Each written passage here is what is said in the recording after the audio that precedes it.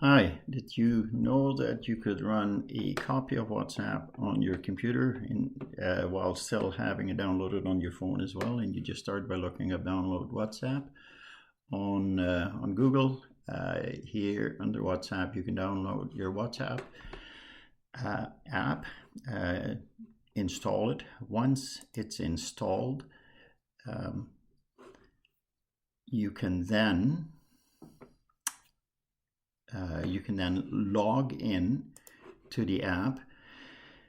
And as you can see here, the instruction, open WhatsApp on your phone on Android, on the Android tap menu, on iPhone tap settings, tapped link devices, and it'll see your computer.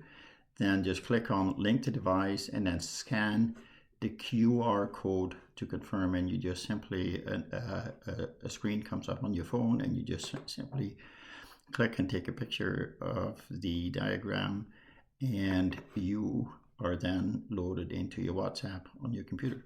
Thank you.